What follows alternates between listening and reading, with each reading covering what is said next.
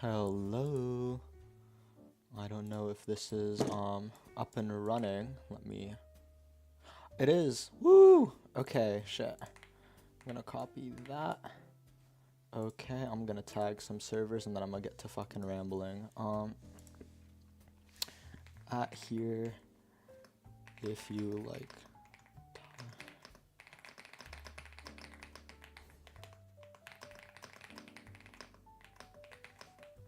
Okay, sent there. Sent there. Reduke for self promo, but tap the fuck in if you care. Okay.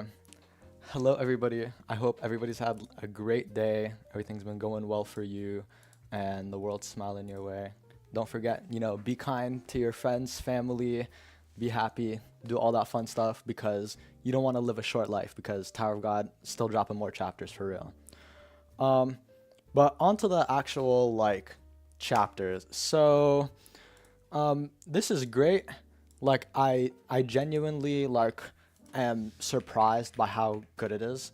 Not to say I thought it was gonna be bad, but not only is it good on its own, but it's everything I wanted it to be. I really wanted good art. I wanted it to start from Urek's POV entering the tower, so we get to what's it called? So we get to see a parallel between them. But then that also would have acted as a good way for people to get into the series. You don't have to, drag your feet and heels through season 1 if you're already hooked and you liked it. So I definitely think it's great on that end. But we also got a lot of lore drops, maybe some retcons, not sure, but a lot of stuff's nice. So Phantominum's actually canon now. That's fucking great. Nobody can complain about that. Phantominum's the GOAT. But he might not be an Axis. I know most people think it got retconned. I'm still on the fence about it because technically nothing's been explicitly contradicted yet, and them not mentioning Axes isn't enough for me to say it got retconned because CU's confirmed in the past that not a single person in the tower is aware of what an Axis is. So I would not be surprised if random people outside also didn't know, So this is really interesting. I don't want to go over all 6 chapters because I don't give a fuck about the hand flipping game. It was cool to read, but I'm not here to talk about that. So this whole side story gives us more depths on and more things to think about when it comes to the whole dark, light, stars, all that stuff. And something that I've heard a lot of people say is that the darkness that Phantominum is born from is also the outside god. And reasoning for that is Bam might just have the outside god's powers, and that's darkness, and he's represented by darkness, yada, yada, yada. So that's cool. I definitely think that's possible, but we also gotta remember, when Arlene went and she has her whole ramble dialogue of, oh shit, I'm insane, I'm trying to find my way outside the tower. The frick is this? My shit lagging, but it's fine.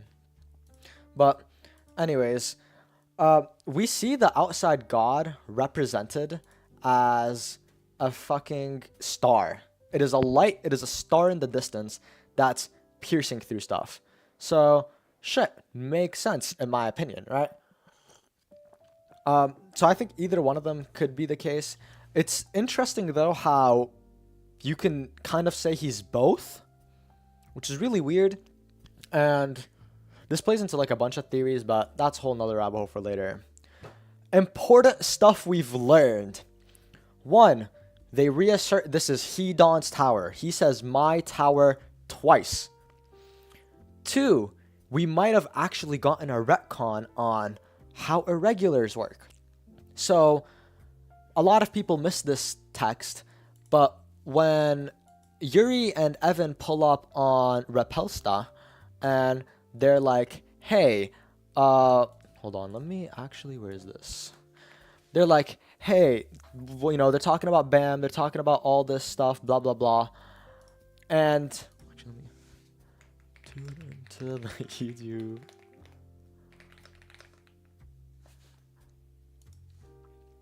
W. Okay. When Yuri and Evan meet with Repulsa and her guide when they're asking for a favor, they go and they ask, they're like, "Hey, what's going on? What's up with these irregulars? Blah blah blah. Like you're just tweaking." The guy's like, "Nah, like you don't understand irregulars," which is kind of crazy, to tell Evan, the top guide of Jihad, that he doesn't know something. But whatever, it turns out he might have been right. But he says something very specific. The tower only opens its doors for somebody or something that it needs. Irregulars don't just willy-nilly wander in. So it was, I think, stability, change, revolution, whatever. The tower does not open its doors, and this is in context of irregulars, to people it doesn't need. The only people it lets in are people that it requires and needs for something or some change to occur. This has been a very big kind of like underlying point of irregulars on how they work. However, that might have changed with this new stuff. Because, one, not only did Urek stumble upon it randomly, he stumbled upon the tower. It's also the fact that Hedon was like, "You're not supposed to be here. This isn't, no." So, Hedon, and I give credence to this statement because Hedon is like the owner and god and goat of the tower, everything in between, right? So if Hedon is saying this guy's not supposed to be here, what's good, Scray? What's good? How have you been? But yeah, if Hedon, the owner and god of the tower, is telling Urek, "Hey, you should not be here. I don't want you interfering. Please don't enter." That, at least to me, almost seems directly contradictory to the Evan Yuri, or the Evan and Repulsta's guide dialogue. I don't remember his name. Because he said, "Tower only opened its gates to people that it needs." So either Urek is just that much of a dog that he doesn't really need anything, or a reason he could just open that shit himself, or got retcon. Could be a bunch of things, but who knows. Two, some interesting things that happened in the story. One, Lero, we don't know when this exactly happened, but it's safe to assume it's at a similar time as when the Phantomidum incident happened, which would have been after Enryu entered. So, which, I mean, we already kind of knew this, but there's a lot of like new stuff that we kind of get told here that not all of it's out of nowhere, but some of it's out of nowhere. Like, why is Urek saying everybody just smells like salt? I saw a few theories was that, hey, it's like seawater, ocean water, whatever, so it makes sense that it would be people would smell like salt, but I also don't know how much I buy that. It could be like any number of things. What I personally think it might be is Urek is sensing some innate characteristic about them. The reason Urek was able to enter towers again. Okay, that's what okay, so you're saying it's similar to a Rachel Bam situation. That's what I was thinking earlier, that how Rachel entered the tower is Bam opened the gate and she just managed to fall in, right? Because he was on top of her. I can definitely see this potentially being the case with Urek. However, I think he has a little too much narrative going for him. And I don't know what chasing Phantomina means. I don't know if he was literally like sprinting after the dude and then Phantominum pops open a gate, jumps in, and then Urek goes in as well. I don't know if it was as literally as that. I think he might have seen him enter the tower and then was like, okay, what the fuck just happened? And then attempted to replicate it and then like got in. More interesting things, and this adds to the Hedon mystery. Hedon, and this isn't only Hedon, the earlier people knew this as well, but they knew Urek's full name. Hedon knew Urek's full name before Urek told him, right? And this isn't the same as just him speaking the same language as Bam. This is like knowing bro's government name. But it's not just that. The guides, when they found like baby literal toddler Urek, they knew his full name already. It sounded like they were looking for him. Now, it's not explicitly stated that Urek was created for one reason or another, but what we do know was that he was like created somewhere conceptually. I'm not even sure if he has a mom, right? Because they confirmed those people that we saw were not his parents. What it might be is that he has some prophecy or fate tied with him as well. Now, I don't think it's as on the nose as this, but he might have some, fate, prophecy, or whatever that name drops him. Or it could be a similar situation to when the boss was telling Doan and Cha that, hey, Bam's going to pop up in the future, right? Which I think could make sense. But the point is, everybody knew Urek's full name without him saying it. And shit, I'm here for it. That to me just looks like Urek Glaze. People know him. Seems like his name is just like cemented conceptually somewhere. So I'm not complaining in the slightest. The Princes of Jihads are interesting. And I've seen some people say that the pink hair one is any Jihad. I'm not too sure how much I buy that. It would be interesting for sure. But she's a wave controller. I think any in canon is a wave controller, so I don't know how much I buy that. What else has changed in this? Oh, so I don't know if the tower was more lax at the time or what's going on, but we see the test, the actual test administrator interfere with the regulars and like literally try to kill Urek on multiple occasions, and somehow the administrator didn't step in. Now, I think the easy answer to this would be test admins have more leeway with what they can do in tests and with regulars, which I would say fair enough. That makes sense to me. But then it's a little more than that. We see the what's it called? The ranker that Urek fought. We see his boss. I don't remember his name. That weird looking guy. When he goes and like aura farms and silhouettes with his like buddies and they look all evil and shit, his first friend, the guy he pulled up on, was just killing a random person. Now, I'm just going to assume that's a regular because that guy looked like fodder, couldn't even fly, couldn't like do anything. The guy was like running. So if these guys are just killing regulars, I'm tempted to think there's something else going on. I personally think these guys are either a group of Fug, maybe not like...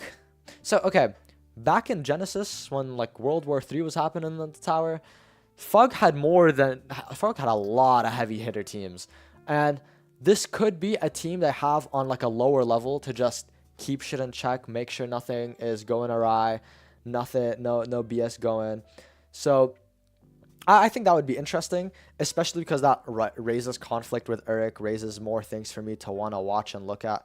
So, hey, I'm here for it. I'm not going to complain.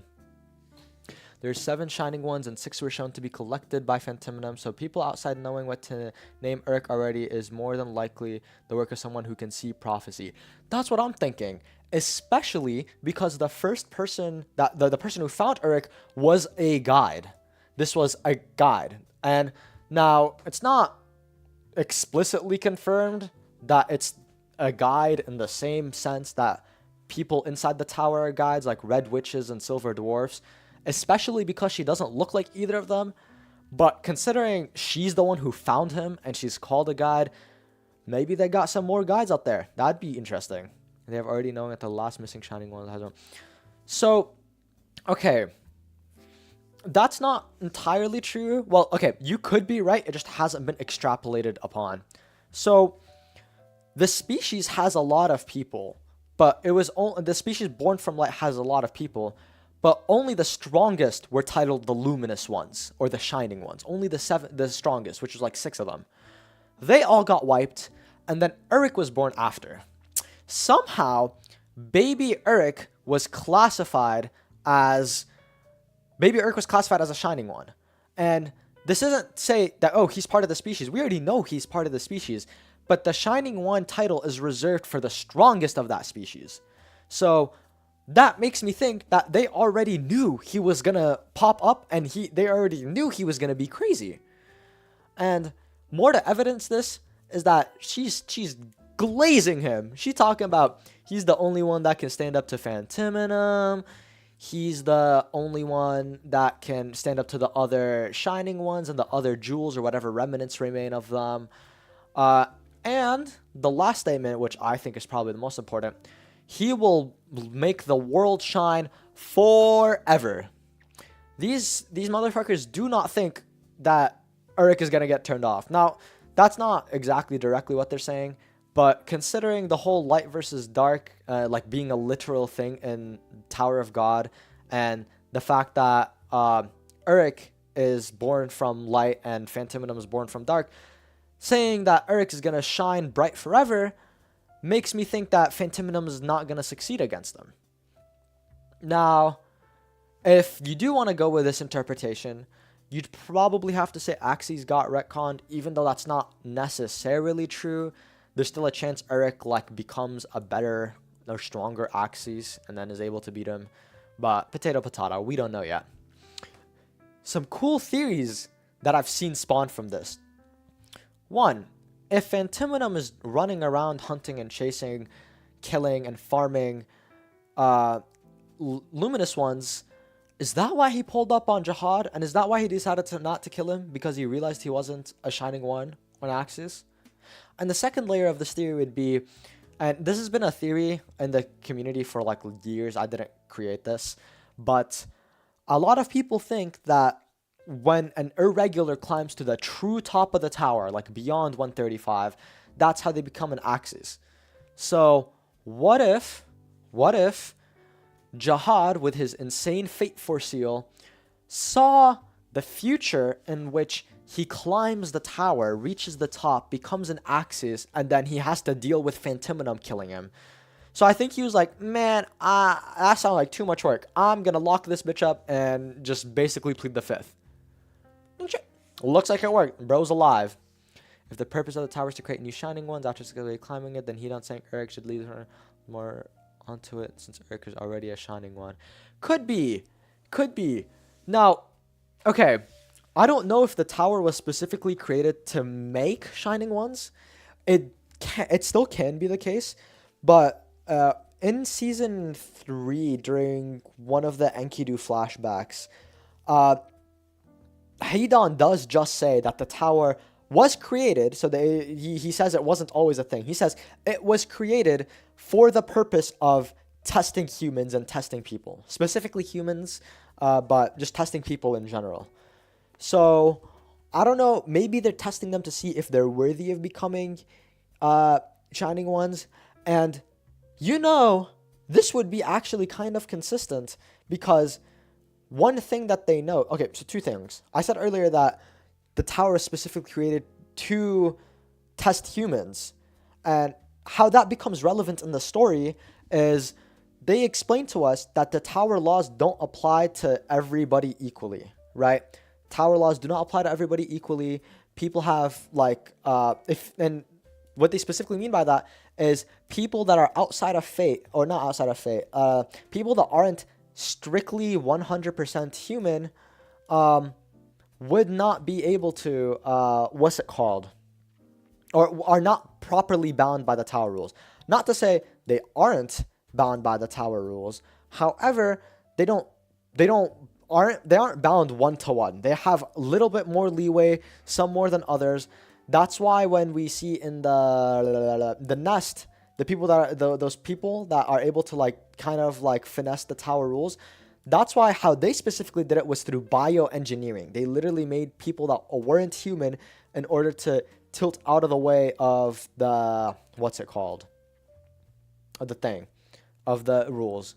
So this would make sense that the tower is made specifically for humans, and that it's testing irregulars to be Shining Ones.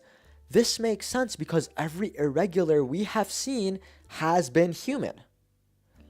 Now, Urek has obviously been explained to be a shining one, however. I'm still going to call him human because he looks human, acts human, sounds human, smells like a human.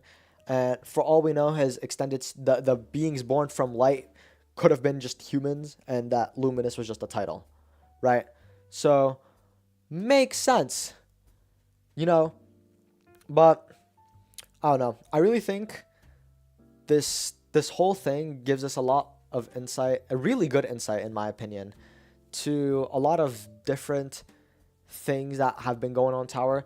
Like, okay, one thing we found out is that the test admins are just able to kind of mess with the rules willy-nilly and have open biases.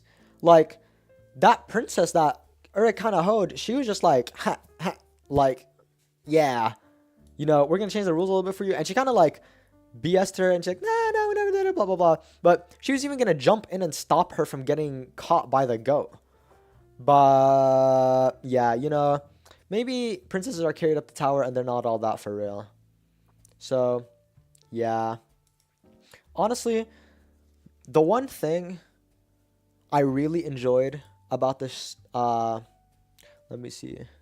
Especially since Rachel does say that the top of the tower is tower above it since it's closer to it if you reach the top. And the importance of workshop giving support to irregulars on the outside makes even more sense. Real? You cooking. But, you know, what if the... Ooh, I completely forgot. What if the workshop is just that species? Like, what if the workshop just compromised of, like, shining ones? Maybe, like, some fled from Fanta into the tower. Maybe some did something somewhere. And they ended up in the tower to support them and support their future fellow shining ones. Makes sense. I buy it. And to take this as... Or, I'm trying to think. They confirmed Shinsu doesn't exist outside the tower. That's never technically been explicitly confirmed, but this chapter confirms it. Shinsu is strictly a tower thing. What else do we get told in this? Oh, I forgot. One thing I really liked about this whole thing was the slice of life aspect. And I know there wasn't like a slice of life chapter or like where they go to school or grab a picnic or whatever together, but there was a bunch of small cute like romance between a bunch of side characters and stuff, and I thought it was cute. I thought it was good. I like how Urek's reacting too. Like, he's not just a brain dead simp, and he's not stupid. I do actually genuinely enjoy the little bit of romance they're attempting to put in, and yeah, I think they're doing a good job at it so far. So I am here for it. You will not find me complaining about this. Also, for anybody looking, amazing art. Go follow the guy on Instagram and Twitter. Best artist ever. Commissioned him for it. He's the GOAT. But yeah. What else? Ooh. The Lopobia girl is a little stronger than what I expected. Like, she seems to low-key be able to just hang with like an actual princess and like everybody else there. Like, she ducks her at the start, but she's able to keep up with the reaction time and the go and with Urek and everything. So that's interesting. And another thing that I thought was nice was, yeah, Urek did just pop the workshop. Probably, yeah. Wait, no, I already did that. Workshop probably means to boost to make a regular 6-player become the channel. Yeah. I definitely see that being the case, and I'm very down for it. The previous 6 signing in the workshop probably are the ones who created the tower, and that's why even the workshop from the outside didn't enter the no outside didn't enter the town, has no contact relationship to, they know. Ooh, you know, oh my god, you know what one of my old theories was regarding how the tower is created? I thought Hedon and his admins, or some form of whatever, maybe it was just Hedon's and the admins were created after, but I thought Hedon created the tower or found the tower in order to hide or take refuge, or maybe he was running away on the verge of death. My theory was he was beefing with the god of death, or the god of death, the hell, with the god on the outside. I think God of the Outside clearly seems to be an antagonistic force towards the tower, considering he isn't really able to interfere with it. His power is like the only thing that like violates everything there. People look at his power and like creeped out in series, and he's able to like break laws and whatever. Like everything, and it also kind of explains why the admin reacted so harshly against Enryu. But, ooh. Was Enryu a wave controller before he entered the tower? If Shinsu's only in the tower, how the fuck's Enryu bending spears and shit? That's crazy. That or maybe the tower's original creation owned by the star above. So, I like the star, but I have zero clue what it is, and I have zero clue what they all tie into. The God of the Outside is represented as a star. Rachel is represented as a star. The sun inside of Bam, Bam's innate power, is represented as a star.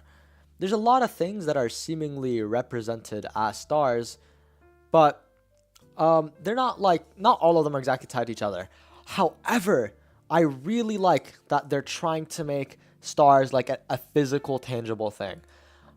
Like, I've thought about this before, and I really didn't want stars to just be like some like metaphorical thing. I wanted it to be something literal, something tangible you could look at, blah blah blah. And yeah, turns out we was right, at least like for now. And you know, I want to talk more about the shining ones. Not only Rachel, maybe the shining. Yeah, no, she's talking about like, oh, potentially someday there's just a star. It's crazy. You know, I truly enjoy this side story, mainly because it's a good standalone. Like, if I have somebody that I feel like might not enjoy Tower of God as much, and especially season 1, to where they would have to drag their feet through the mud and, you know, eventually get through to the good arts, that's a daunting task. That is a pretty daunting task, I'd say. You know, what the hell? What is this? Yeah. So I don't even remember where I was going with that. But yeah, man. Oh, yeah. So if this is a good standalone story, then I can pop up and recommend this to somebody and say, hey, read this. They read it. It contextualizes stuff. It just shows them, you know. It's not skimming over on world building, and that's another thing that I like. They're going out of their way to re-explain stuff that already got explained in the first season. They're explaining what a Princess of Jihad is. They're explaining what a Ranker is. They're explaining what an Irregular is. They're going through all like these kind of like minute things.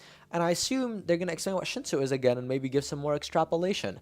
All of which is stuff I really like, because that means somebody can read it and get a lot of, you know, not miss out on any of the world building and enjoy it. And this is doubly good because somebody reads it, enjoys it, gets hooked. They can just pick up season 1 and then they're just going to power through it. They're not going to like have to drag their heels through the mud if they enjoy the series. So yeah, I think honestly this is a great thing to happen to the story.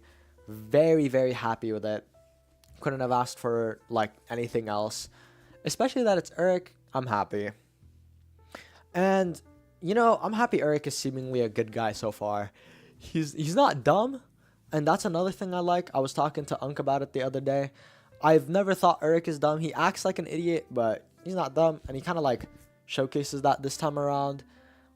He understood the point of the tests instantly. People were like asking like, whoa, what do you mean? Why did you do blah, blah, blah? Like, he seems smart and attuned. And sexy as fuck too. You seen him? You see the wallpaper? Like, oh, shout out Urek for real. But let me skim through these chapters real quick. Oh, another interesting thing. Now, Vortex took this out for some reason, but in the chapter, they do say that when Phantominum was collecting all the Shining Ones and American them collecting the jewels, they just kind of say that, oh, you just kept them with them. But that's not. That is what happened, but that's not exactly what happened. So it turns out the darkness that created Phantominum it ordered him to bring it back. And he was like, nah, I'm going to do my own thing. And he seems fine. He seems fine. But if he did defy the god of the outside, it would low-key make sense why he kind of ran into the tower to escape from him. You know? So, all in all, I think this is good stuff. Good chapters, good story. I don't know why some people are hating on it because it's Urek, but everybody's gonna have haters. You're not doing it right if you don't got haters. So yeah, I think what else? I really want to know about that guide, man. The guide and the princess. You know how happy I'd be if that's any, like, not necessarily because this girl's badass, although she like low-key kind of is. But I want any job. I've been had stalked there. And what's that thing?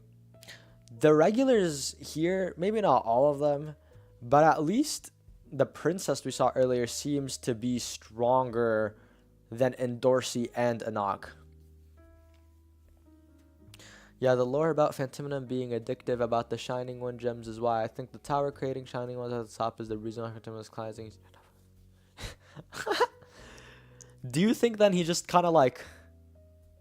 Because, okay, assuming he's an Axis still, he can just go to the top floor if there's a top floor. But he might have still needed to climb it. Because, I'm not going to lie, if he's not an Axis, I don't know if he's actually a higher being than Hedon. Because let's even suppose, let's say for a second, this isn't 1-to-1. But if Phantominem is still in the tower, then I'd still... There's a statement in the spread where you just call Hedon the most transcendent being in the tower. So, shit, Hedon over Phantominem, I'm here for it. But, I don't know. I think... Oh, why do you think Urek wasn't supposed to enter the tower? That's something I really wonder about. I don't think it was exactly like a gate thing. Like where he entered on accident same way Rachel did. Because Rachel did it that way. Yet, Hedon implies he still kind of knew about her. Hedon implies that he's known she was, like, on her way coming there. Right? So, like... Shit. I think the people that come to the tower, Hedon knows they probably should be appearing. But, wasn't the case here. No clue why. But I do like the idea that he went there to find the source. I've also heard people say that he went to fight Jihad because he thought he was a Shining One. Maybe that was Jihad's fate to finish climbing the tower. He's like, fuck that. I don't want to get farmed. So I'm just not going to do that. So he cannot fight me. Booyah. Which, honestly, good for him. Good for him. That motherfucker Phantom looks like a demon. I don't want any smoke with him. Hell yeah. But there's so much stuff to unpack here. Especially, so the light versus dark thing, I'm not 100% on how directly it ties into like what's going on with like the light and darkness in the series. But it looks really, really, really similar on both ends. Like, the god of the outside looks almost 1-to-1 to the darkness, but he also could just be a light. Wait. Okay. What if, okay, you said the source could be the tower. We don't actually know where the light came from, I don't think. I think they just say it popped up out of nowhere. Let me triple check this. Yeah, and then the light suddenly flashed. Okay, this is literally an allegory to let there be light. Listen, I'm here for it. But if light didn't just like, because here's the thing. I don't know if it could just manifest itself. Seems like all these manifestings come from a higher power. Because we see like Phantom got manifested by the darkness, even though he's kind of like bitching it. He's like, yeah, no, I'm not returning these jewels. That suck my dick. But the light... What if it came from the tower? If you're saying that's the source, shit, what if that's where it came from? What if that's like the stars? Because Rachel talks about, she really loves talking about the stars at the top of the tower. And I don't know why she would be talking about that if she had access to outside of the cave when she was outside of the tower. You know? Because, yeah. And it's a little crazier when you consider that, like, stars are kind of glazed by Traumery and Gustang. Apparently there's some deep lore with stars between them. Never extrapolated upon, but yeah. Was good, Vasco. If we believe Rachel delusion, then at the top there should be the real sky with the star. That's probably the same one with the light. You know what's interesting about that? She got that from a fairy tale book. And we've always known this. Her idea of the tower was a fairy tale book. But how the fuck does the fairy tale know what's at the top of the tower? Jihad was the first climber. He never climbed all the way to the top. I don't know damn well Hedon didn't write that. So, how does the book know? That's interesting. I don't know how I didn't think of this before, but somehow the book has been to the top of the tower and supposedly knows what's at the top of the tower. But, yeah, it could be... The light could also just be the god of the outside, because, again, when Arlene goes and interacts with it, it just is represented as a big star with beaming light. Streets 1, it's so lovely. Nobody like, bro. Don't get me mad, bro. This is not the day. It's not the time. That shit's trash, bro. I actually can't stand it. You and fucking Ragnarok. Oh my god. You know, real darkness. This is a better iteration. No Shadow Monarch bullshit, bro. This is the real sauce right here. And honestly, I like it. You know, I like, one thing that I like is that Phantominum isn't just on a leash to the darkness. He does just not care about what the fuck it says. Well, people outside knows it all probably made it a myth. Do they? Because Urek didn't know what the fuck the tower was when he bumped into it. Maybe the workshop people knew? Because like what we were talking about earlier, maybe... the tower was created, or like the first tower inhabitants were some shining ones, or some of the OG shining ones. But Urek didn't know about the tower.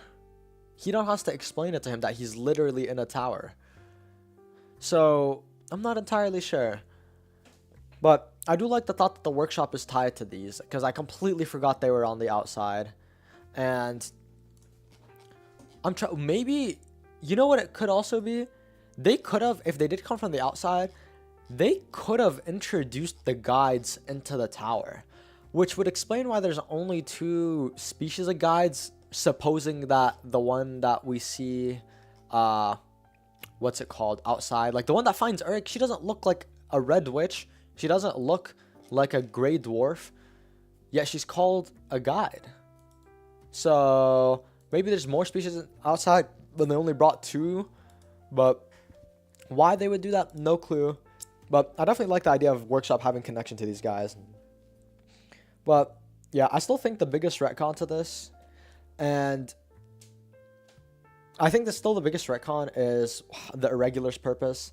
Because like I was saying earlier, Evan and Repulsta's guide are talking, and they're like, yo, Irregulars only enter the tower with a purpose, and that's the purpose the tower chooses. The tower choosing wants who to open its doors to. The tower only opens its doors to things that it needs. And Urek, well, it's so weird, because Urek popped up after Enryu, probably after Fantatube. But it's unclear. It's unclear what he's even there to do. He's not interacting. He's not bringing stability. He's not even causing chaos, even though he's born from chaos. Remember, the light is the chaos craziness, but the black is ordered. If we look, probably the one on the right. The streets want. The 13th great warriors are regulars that outside people gathered and deemed to be suitable in climbing. But I don't know, because then that you'd have to say that basically everybody there can just willy-nilly pop into that door, which I just don't buy, I'm not gonna lie. Irregular seems to give you a lot of statuses. It seems to be like a pretty big amp. I have caveats to this. I don't fully believe what I just said, but for now, Irregular does seem to be a pretty like significant thing. So if their plan is to just like, shit, we gotta violate this guy someday, I don't see why they wouldn't send more. But also 13 is a lot. It's a job, Glazed King loose leg. You know, I love the loose leg glaze. I've had Fug stocks for so long. Spells are cooking up. He's just Arlene upscale. His design is actually so tough. His personality is so tough. His name is so tough. His character, like, I love loose leg. He's my Valorant name for a while. But I wonder how spells tie into all of this. Because there are imperfections in reality and like the tower and stuff, but that doesn't seem, granted we haven't really seen shit from the outside, but there doesn't seem to be spells on the outside yet, or like even really interacted with. I would like to, it would be cool if, actually no, spells wouldn't, it wouldn't be a matter of in versus out the tower, because they say it's just gaps in reality or errors in reality, and I forgot to say. Oh, and even Jihad's opposed to them. See, the tower doesn't like them. The tower considers it a sin. You're a Glazer, bro. That guy's the GOAT. Loose Leg's great. Urek's great. And, man, hold on. I'm going to show y'all. We need to actually stop this Urek downplay ASAP, because there's actually no need. Like, hold on. Look at this. Oh, shit. What the hell? Yeah. Oh, what the hell? I got the wrong chapter. Why do I got two versions of this chapter pulled up? Okay. He's asleep. Bro flips around. Boom. This some shit Lookism could never hope to replicate. Bro did a handstand and sent them flying. She's so pretty. Oh my god. I think I'm in love. His shit got no logo. His shit fake. I also really like the eyes. I like how I just love this art. This guy's sick. I really like this guy. I know some people said some people said he might be back, like the founder of Will Hike Song, especially because he has the plants on his shirt and he's like brothers with Urek. That'd be so funny if this is back reunion right here. Oh my god, the streets are never gonna let any Will Hike Song fan live it down. But honestly, like, none of this was bad.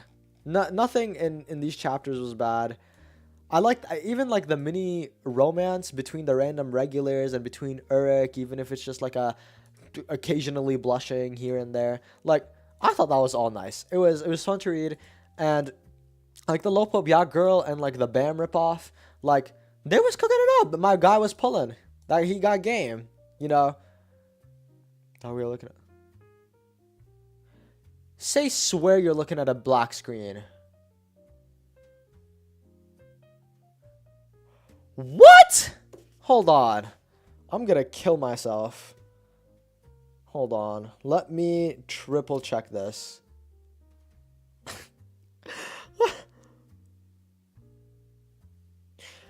This guy's lying to my face. Oh my god.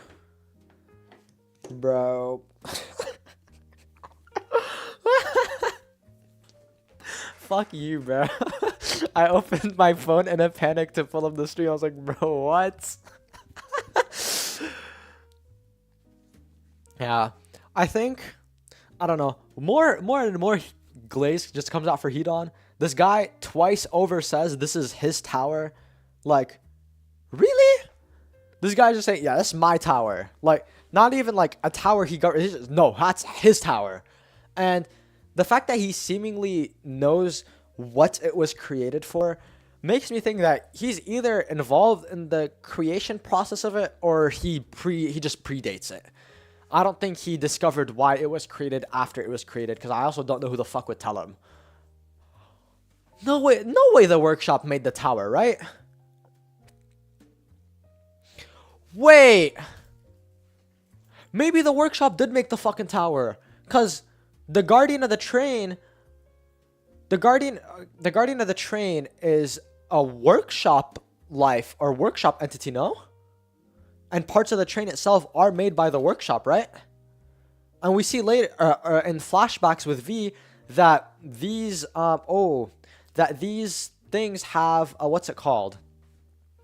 They have like a deeper connection to the tower. Like one person took a test once with V, and then they changed like all the tower. Motherfucker affected every being in the tower, current, past, present, future. Like, it's insane. The reason why Urek doesn't want family to die is because he believes to make them climb the tower once again to become shining ones, and that's why Urek's kind of pseudo protecting the viable candidates. Yeah, I've been saying that 6 shining ones in the workshop made the tower. I'm trying to think how the workshop would tie into the darkness. But also, I feel like the workshop wouldn't exist if that was the case. I feel like Phantom would have just popped in and boomed everybody, especially that fucker Max Seth. If these guys are his top ops and they ran away, I don't know why he's bothering with random jihad rankers at that point, you know? But yeah, one theory I've had is that low-key all the heads are fucking bums and they all like leached off of Jihad's gate, and that's how they entered the tower. So could be the case still. I do like that. Possibly. Wait! 6 shining ones offer the power into creation. The workshop help design in it. The shining ones are with Phantominum though. Unless you think like they created it and then just like didn't enter it. Or maybe they lent the workshop almost like an energy source or like a mystical energy source, and then the workshop would be the light, and then the workshop harnessed that to mold it or create a tower. I can see that being the case, and that does seem interesting to me.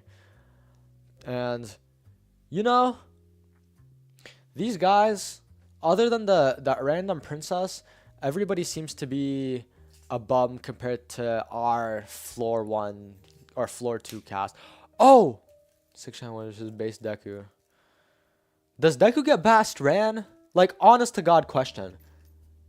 Does Deku get past Name Hunt Ran?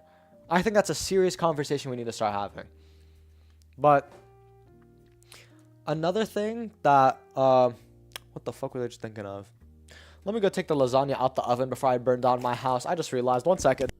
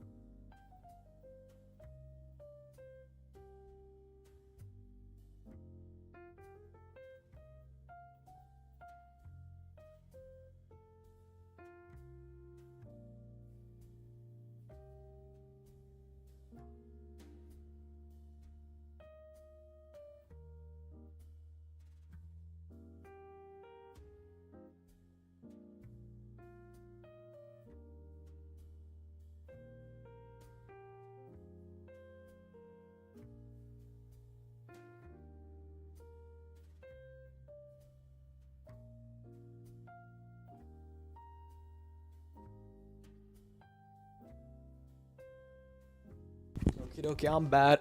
My bad. Maybe that's why 6 shining ones died, because they were weaker than before, because they offered their power to create a tower. Deku will not wash Ran. That's some horseshit, bro. Ran has been casually faster than lightning since like the workshop. His his big spear, his top attack might just be a light speed attack.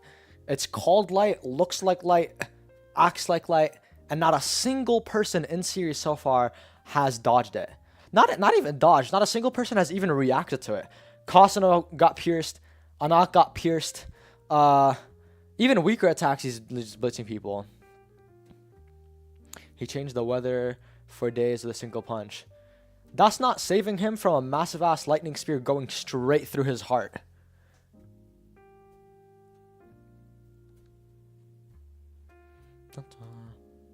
Yeah, you know, I remember the days when Bam versus Deku was the conversation, man. The amount of like PR had to do for Bam to like convince people he's over the big 3 was actually ludicrous. Like people really underrate how strong this series is. Some scientist in Dubai can change the weather. You know, you can weather changes can be continental. There's a feat in like especially if you're like splitting clouds. There's a feat in Magic Emperor where they punch the sky and then the clouds split for like 1,000 miles. And I did the math with some friends, and that was like casually multi-continental, like almost low planetary. Bam is over the big three. Hold on, can I turn the stream latency down? I don't know if y'all can hear me. I think I just... Why is this warning me? Oh, not there.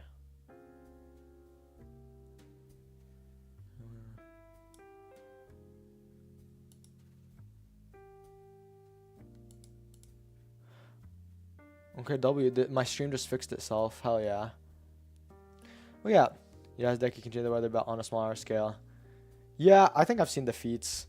But, I don't know. Bam's casually over the big three. One, he's ridiculously faster. You'd be hard pressed to get Naruto faster than the speed of light during Shippuden, right? Generously, you can maybe get him baseline speed of light. You might be able to get him into the FTL ranges in Boruto, but it's not too convincing. Bleach is in a similar ballpark. The anime does give it a little bit more upscale, but not enough to save them, unfortunately. One Piece just fucking sucks. Bam's just gonna run through that verse. But Bam's so much faster than them. We've been dodging lightning since like 150 chapters in. We're so much faster than them back then. We've been light speed for like half of the series, at least. And this was like when we were fucking regulars. And what else? And Bam, you know, he might not necessarily... Bro, it just keeps telling me to change the stream bitrate. But I don't... What is the fucking bit? It's not giving me the option to. Sigh. Is this OBS? No, there's my OBS. Shit. I don't know. It don't matter. But Bam is strong. His Shinsu melts. His Shinsu decays. He can hit your insides with it. He can also slap in some existence ration with a thorn if he's feeling funny. And if he wants, he can make that orb have infinite Shinsu. If he wants, you know, casually. What else can this guy do? He's basically immune to anything you toss at him. Like, if Yuha and Bam were in the same room, Yuha's going instantly blind. Like, what happened to Calhelm is happening to Yuha. I said Hwaryun, what the fuck? Yuha, he's getting cooked. Aizen's getting cooked too. Everybody's getting cooked. Because, yeah, he'd cook Aizen too because Bam's body operates external to his mind. Like, it has its own reaction time, reaction speed, and its own moves and, like, process. Deku's casually might be a high ranker. The gear shift and one for all, lifting him heavy, gear shift and one. Yeah, well, okay. Look at it this way. That sounds all impressive and stuff, but there's probably a high ranker that could do that, if not more. Like, that's how I look at Yamamoto from Bleach. Somebody's like, oh, Yamamoto's so crazy from Bleach. You'd, like, put him in Tower God matchups. I'm like, look at it this way. There's probably some random high ranker that just does have Yamamoto's kit. Like, big fire, strong fire, and summons. There's probably some people that has it. I mean, shit, Evankel's already basically a better version of that. So, and she can actually burn energy itself. That bum Yama cannot do that. But, oh, another thing that we got confirmed is that, and I've always theorized about this, but I've never gotten, like, confirmation. But they do confirm that everybody observes the second floor to be the first floor. I don't know if people are actually aware there's a first proper floor for Hidan or irregulars, which doesn't make too much sense. No ace, bro. If you think hockey is saving the shit piece verse from, like, absolutely getting farmed by 50 different characters in TOG, you're delusional, bro. Also, You don't need bro. You don't even need the hockey to get the people in One Piece, bro. Shinsu can become anything. Bam can make it be whatever. He's fighting Crocodile. That shit's water. He's fighting Kizaru. That shit's gonna turn into a mirror. He's fighting Kuzan. It's gonna be the hottest fire ever. You know, you can do that, and he's done that before. So I mean, shit. You also gotta remember, like, Bam. Oh my god, his copy's so good, bro. Bam be copying shit that he's not even aware is there, and he just like copies it and automatically uses it. That guy's a fucking like insane monster, bro. You know, Tower of God is pretty strong. I think people underrate it. Even if it's not like even if we're not going by like dimensional scaling or hacks or so, like the more abstract shit that Tower of God really thrives in. But if you want to look at it just like raw power output, Yuri's Rose Shower at the name hunt might be like country plus or low continental. The admins having dominion over the Shinsu on their floor, if they were to move all of that Shinsu at or near the speed of light, that would require like moon's level of force, like almost small planetary. So that's pretty impressive.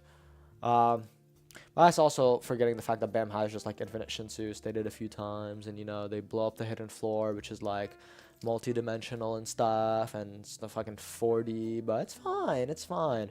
Who cares about, you know, existence wiping fifth dimensional constructs? That's not that impressive for real. Oh man, I'm actually so excited to see Urek fight that Ranker, and it's gonna be one-sided, I already know. Maybe it won't be, well, okay.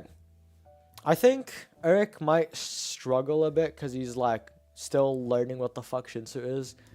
But struggle wouldn't be the right word. I think he would just be thrown off for a little bit, but then that's it. So yeah. Overall, I think these chapters have been great. They give us a lot more exposition on certain things and might retcon some old things, like irregulars might have gotten partially retconned, axes might be completely gone, Tuss might be not a thing anymore. The God of the Outside might have a retcon, who knows? What else? Yeah, I don't think Hedon got retconned. I think that's just an irregular retcon of him saying don't enter the tower. But either way, it's good stuff. I truly genuinely did enjoy this. I hope next week, I think we're only going to get one chapter from now on. It's going to be like chapter weekly.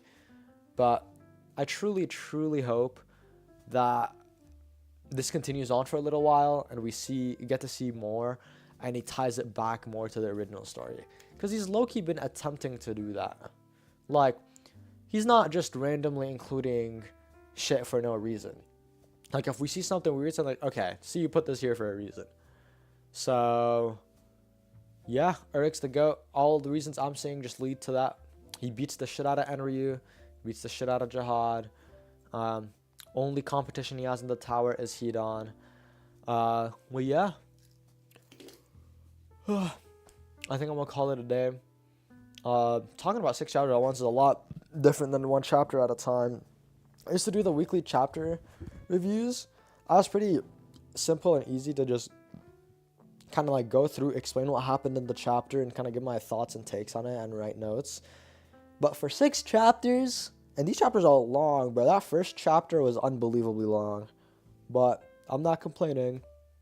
Next week we pray. But yeah, I'm gonna catch y'all later. I hope you guys have a great day. Hope you guys enjoyed this, and you know, like and subscribe, guys. But take care of yourself. Go drink water. Make sure you're in good health and in good spirits.